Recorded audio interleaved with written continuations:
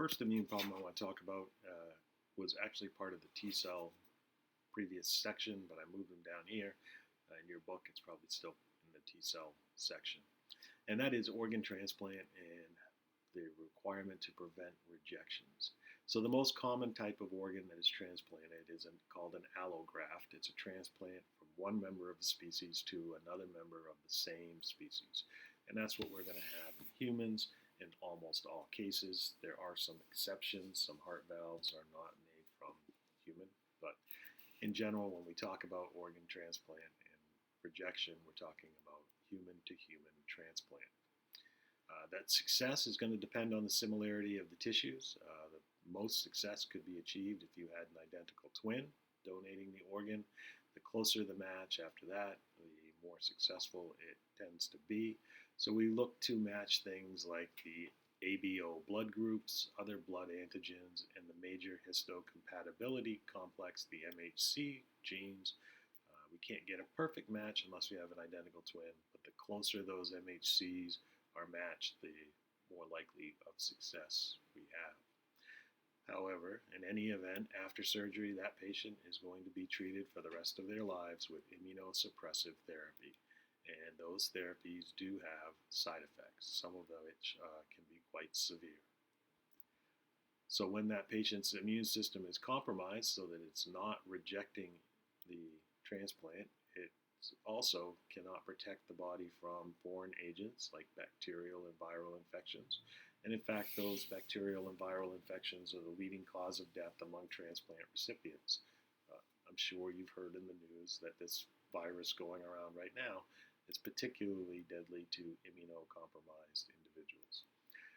Some of the statistics would suggest that the best case scenario is that after 10 years, 50% of patients have rejected their organ transplant. We're also going to talk about immunodeficiencies, and an immunodeficiency is either something you were born with, congenital, or something you acquired, gained, that impairs the function or production of immune cells or molecules. One is called severe combined immune deficiency syndrome, which is a genetic defect that's marked with loss of B and T cells due to the fact that an enzyme called adenosine deaminase is not functioning correctly, and that is part of a cascade of enzymes that get rid of things for the cell, and when this enzyme is missing, that cascade stops, and the place where it stops leads to the buildup of metabolites that are toxic to T cells, and that would be fatal if it was untreated. It is treated now with bone marrow transplants. Hodgkin's disease is another acquired immune deficiency that's caused by cancerous B cells. Those cancerous B cells get into lymph nodes and depress the normal cells that are there. They're not normal B cells. They're not doing what B cells should do, and that leads to immunodeficiency. Acquired immune deficiency syndrome, or AIDS, is caused by an infection with the human immunodeficiency virus, which cripples the immune system and interferes with T cell, helper T cells in particular, CD4 positive T cells. Some of the symptoms include severe weight loss, night sweats, swollen lymph nodes. People with HIV infection are also susceptible to opportunistic infections, infections that most people are not going to get. That would include pneumocystis pneumonia. And there is a cancer called Kaposi sarcoma that was extremely rare, but is now, but with the advent of the AIDS epidemic, has become more common in AIDS patients. HIV is transmitted through body fluids. Those body fluids, some body fluids, include blood, semen, and vaginal secretions. It can enter the body through a blood transfusion. Most blood is screened these days, but still concerned. Blood-contaminated needles. People sharing needles is a good way to transmit HIV. Sexual intercourse, oral sex, can be transferred from mother to fetus, although there's some good evidence that the use of antiviral drugs by the mother during the time of delivery will help prevent the fetus from getting HIV. HIV is deadly because it destroys T helper cells. Those T helper cells are CD4 positive cells, and without the help, we depress the cellular immunity as well as the humoral immunity. It multiplies in lymph nodes and goes through an asymptomatic period. That asymptomatic period can be up to 10 years, even if it's untreated. The symptoms will appear when the immune system begins to collapse. And when the immune system begins to collapse, bad things can happen, such as viruses invading the brain, and that might lead to an AIDS-related dementia. It's a viral coat. It's covered with glycoproteins, and some of which are going to attach to CD4 receptors on T cells. From there, the virus can enter the cell. Then it uses an enzyme called reverse transcriptase. It has RNA in the virus. That reverse transcriptase turns the RNA into DNA, makes a DNA copy of that RNA. And that enzyme that does this, the reverse transcriptase, is not very good at its job. It doesn't spell very well, worse than me even. It has frequent errors, and that leads to high mutation rates, and high mutation rates under selective pressure from things like drugs can lead to drug resistance. The DNA copy of the RNA, which we'll call a provirus, then gets into the host genome and directs the cell to produce more viral RNA and proteins. That enables the virus to reproduce, and then it would be shed and go infect more CD4 positive T cells. There is no cure for AIDS. There is no cure for HIV infection. There are 4 major classes of antivirals that are used in combination. And some of them have recently been shown to bring the patients to a non-detectable level. Those patients are not cured. They still have the HIV. It doesn't seem that they can pass it on at that point. But there is always the danger that a virus could become resistant. Right, so talked about rejecting organs. Talked about not having a good immune response, and now we're going to talk about an inappropriate immune response. And we've actually touched on these in every section, every chapter we've covered this year. These are autoimmune diseases. Autoimmune diseases result when the immune system loses its ability to distinguish self from non-self. It starts to attack self. And that leads to autoimmunity, which is the production of antibodies, we'll call autoantibodies, or sensitized cytotoxic T cells that are directed against your own body tissues. Rheumatoid arthritis attacks the joints. Myasthenia gravis impairs nerve-muscle connections. Multiple sclerosis attacks myelin. Graves' disease and hyperthyroidism. Type 1 diabetes, used to be called juvenile diabetes, attacks the pancreatic island cells. Lupus affects multiple organs, and glomerulonephritis is going to damage kidneys. So here we've got a situation similar to what we did in organ transplant rejection. We're going to suppress the immune system. And we've got to suppress the entire immune system at this point because we don't have a mechanism to turn off just the cells that are attacking. So anti-inflammatory drugs like corticosteroids, drugs that block cytokine action, drugs that block co-stimulatory molecules are all used in various amounts to suppress the immune system. And research has been going on in autoimmunity for a very long time. We're starting to learn more about regulatory T cells, perhaps inducing self-tolerance or changing the direction that antibodies are going after. That failure of self-tolerance, as I said, we've been studying autoimmunity for a very long time. It could be caused by many different things. We really don't have a good answer yet, but there's some things we have investigated and think may be important.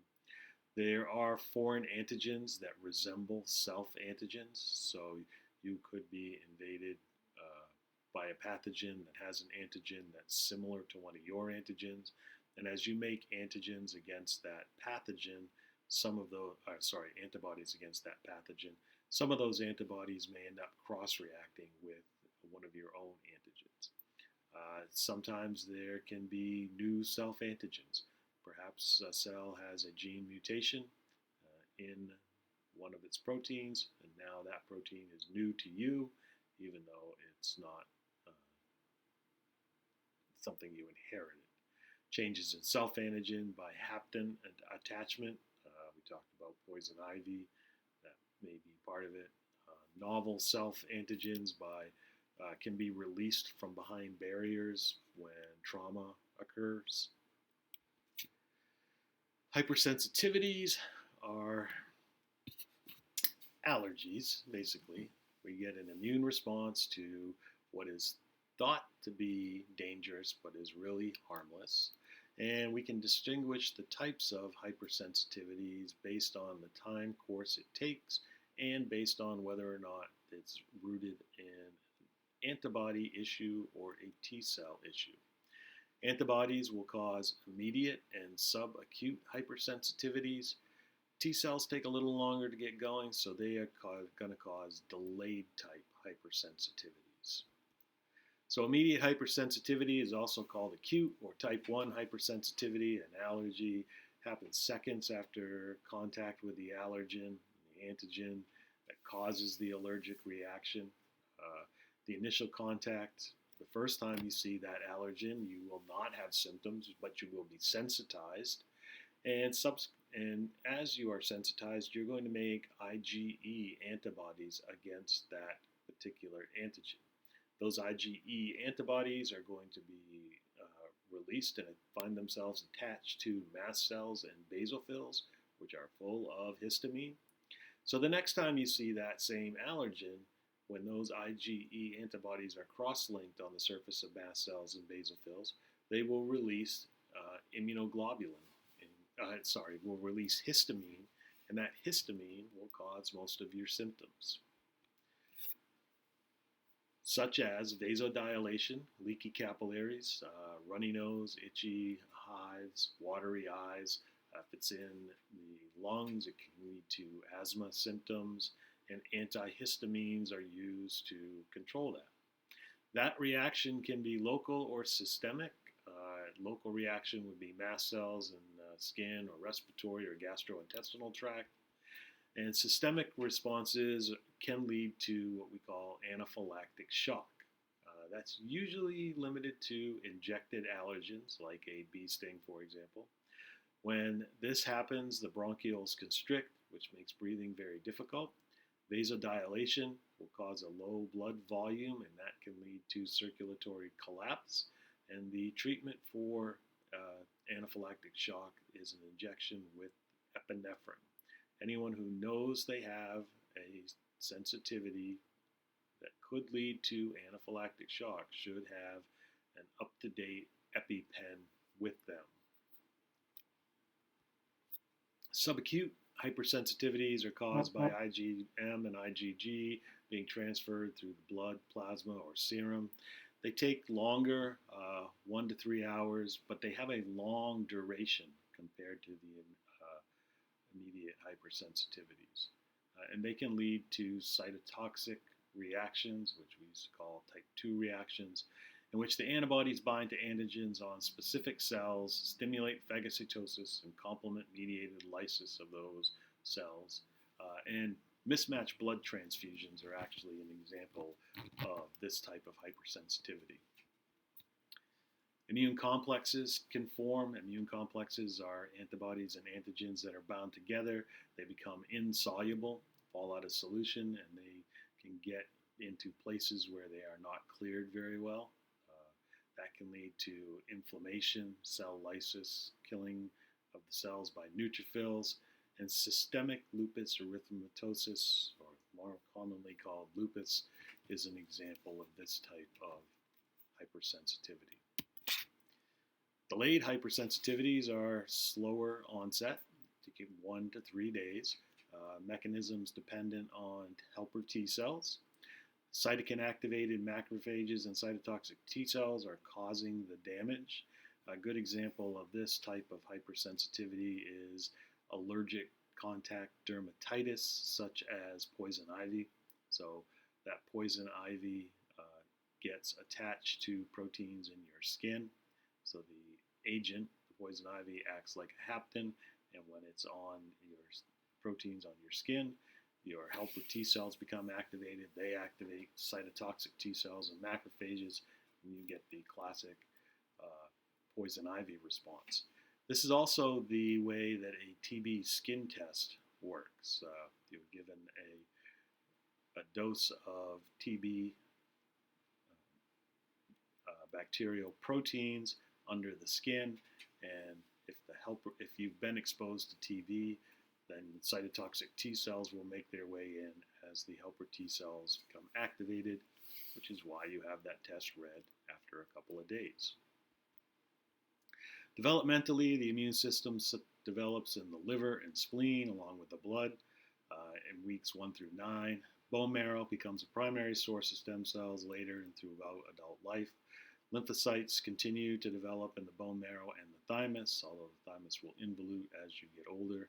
T helper 2 lymphocytes predominate in a newborn, whereas T helper 1 system becomes educated as the person encounters antigens.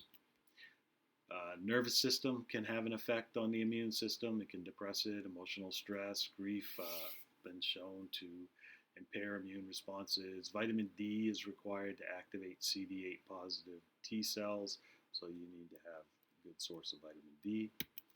And as we get older, the immune system starts to wane, go down. We get a greater susceptibility to both immunodeficiencies and autoimmune diseases. There is a greater incidence of cancer in older individuals.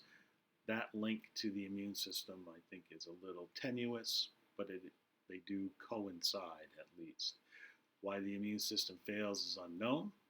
The thymus does atrophy. There's less production of naive T and B cells, but it still beats the alternative. Okay, I think that wraps up the